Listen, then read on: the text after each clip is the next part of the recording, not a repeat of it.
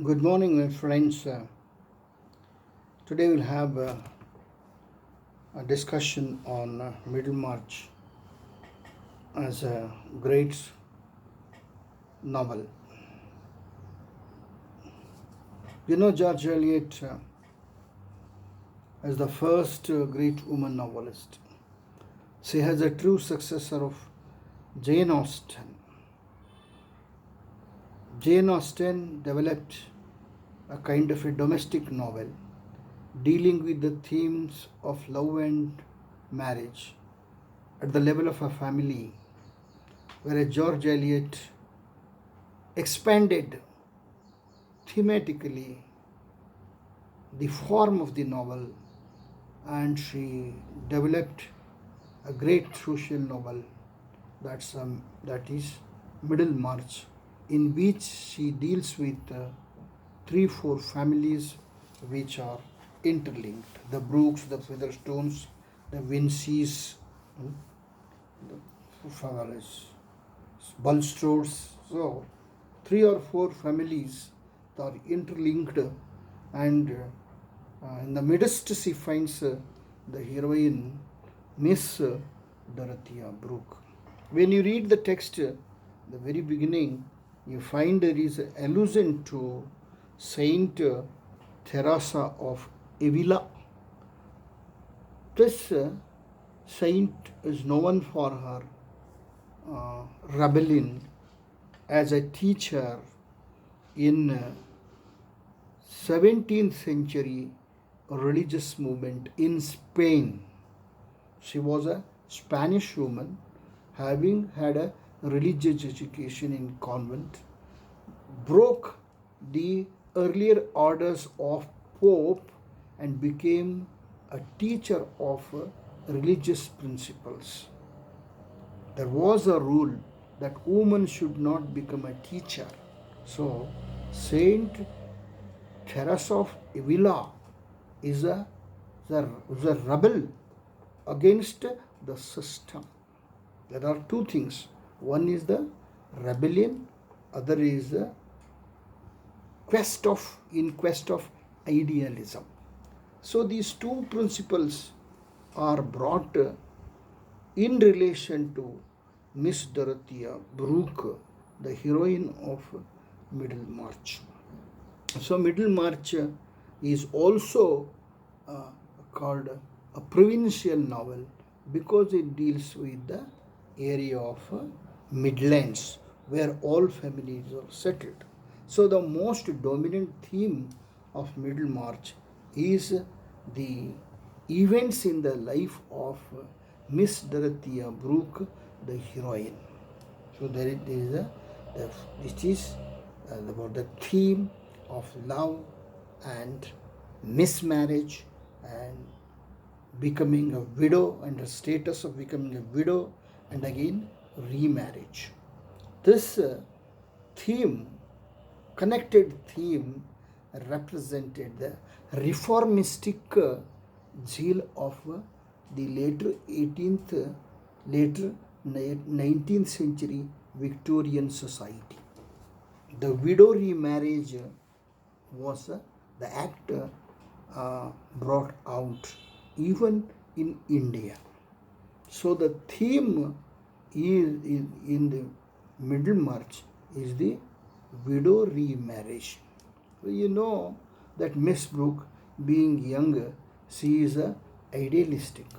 She has the illusion about love. She has a misconception of marriage told by someone that husband should be like a father. That was the reason she chooses to marry the old scholar Mr. Casaubon, very old scholar Casaubon, giving up the proposal of Sir James Chatham, the rich young landlord. When he is given up by Miss Dorothea, he turns towards her younger sister Celia, who falls in love with him and gets married. The next is they're going to Rome for the honeymoon. So that is, it is ironical in a sense. So you see where the young man takes a young newly wed wife, it's to a beautiful sight. But here is an old husband taking his newlywed wife to the Rome, a place of ruins. There she meets Mr. Ladisla with the German artist, and she becomes attracted towards Mr. Ladisla without knowing that Ladisla is the nephew of Mr. Kazov. After this incident, he keeps on coming to the house and to meet her, but Mr. Kazauban becomes sexually jealous of Mr.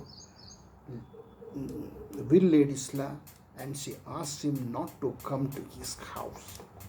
And being a great scholar, he has been writing a book, A Key to All Mythologies, which never ends. So he dies in the middle of the novel with a heart attack. After the death of Mr. Kazauban, she becomes sorrowful, no doubt, because she had a close relationship with him. She had a love for him as a human being. She becomes sorrowful for some days. She mourns over the death of her husband, and that she recovers from the status of sorrow, and she moves towards Mr. Ladisla, who gets married to her at the end of the novel. In addition to this story, we have the story of equally idealistic young doctor, Dr. Lydgate, who wrongly gets married to the extravagant young girl Rosamond Vinci, the sister of Fred Vinci. You know that Fred is also a young man in debts. He gets married to Mr. Garth in order to spoil Garth's family. There, in addition, these two stories of two main families, there is additional story of Mr. Bulstrode, the banker, who is almost bankrupt. He is also in debts. So against all these stories are set against the background of general elections in England. So that was the period of the reformations in England. At the end, all gets married. Miss Dorothea Book gets married to Mr. Kazauban. Lydgate, after his death, Rosamond gets married to a rich physician. So these two are two widow remarriages in the novel. So it gives the very comprehensive picture of high class and middle class and the working class in the contemporary English society. It almost holds a mirror to the contemporary society, revealing its several facets of socio, cultural, economic, political, and historical dimensions of the novel. For that reason, Middlemarch is considered as a great social novel of the Victorian times, and George Eliot as a great social woman novelist, the first great social woman novelist in the history of English literature. Thank you.